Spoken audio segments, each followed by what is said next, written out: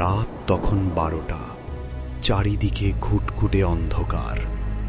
ঘন কুয়াশার মাঝে আবির আর নিপার গাড়িটা যখন বনের মাঝপথে এসে বিকল হল, তারা জানত না অন্ধকার তাদের জন্য অপেক্ষা করছে। ঠিক তখনই রাস্তার মোড়ে দেখা মিলল এক অদ্ভুত মেয়ের।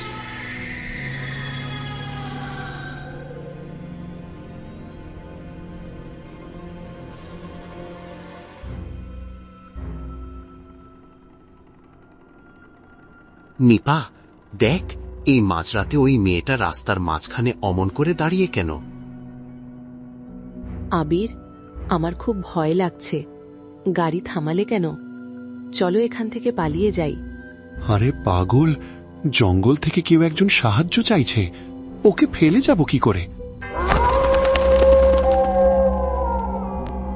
আপনাদের গাড়িতে কি একটু জায়গা হবে? আমার খুব একা লাগছে। গাড়িতে তুলে নেওয়ার পর থেকেই সারা একদম চুপচাপ। তার শরীর থেকে মরা পচা একটা গন্ধ আসছিল। তারা কাছের এক পুরনো বাংলোয় আশ্রয় নিল।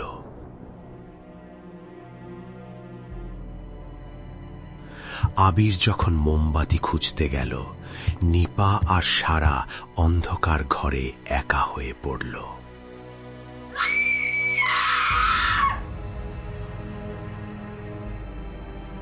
আবির, তাড়াতাড়ি এসো। এই মেয়েটা আমার দিকে কেমন করে তাকাচ্ছে দেখো। কাঁদছো কেন নিপা? আমি তো তোমার জন্যেই এসেছি। জানো, এই ঘরে আমার মতো আর একজন আছে। তুমি কি তাকে দেখতে চাও? আবির, বাঁচাও! ও কি বলছে এসব? আবির! আবির মোমবাতি নিয়ে দৌড়ে আসে, কিন্তু সে ঘরে ঢুকে যা দেখে, তার পায়ের নিচ থেকে মাটি সরে যায়। সে দেখে নিপা দেয়ালের কোণে মৃত পড়ে আছে, আর সারা ঠিক নিপার মতোই একটা চেহারা নিয়ে দাঁড়িয়ে আছে। না নিপা, তোমার কি হয়েছে? আর তুমি কে? কেন আমার নিপার মতো দেখতে হয়ে গেছো তুমি?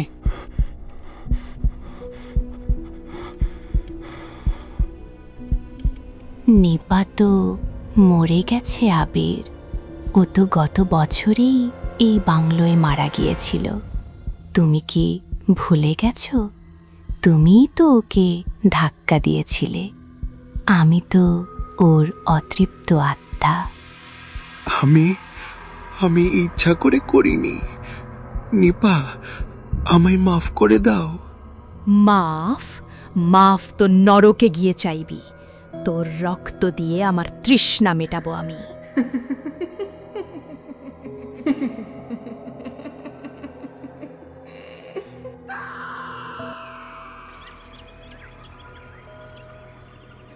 পরদিন সকালে সেই বাংলো থেকে 3 জনের কারোরই চিহ্ন পাওয়া যায়নি। শুধু পাওয়া গিয়েছিল নিপার সেই দুলটা, যা 1 বছর আগে পুলিশ খুঁজে পেয়েছিল। কিছু পাপের কোনো ক্ষমা হয় না, আর কিছু আত্মা কখনো শান্ত হয় না।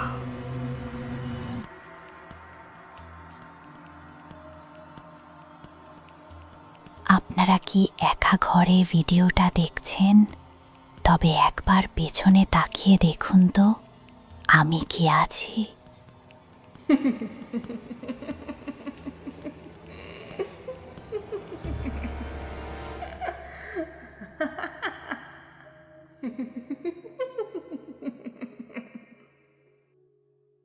আজকের এই ঘটনাটি আপনার কেমন লাগলো কমেন্ট করে আমাদের জানান।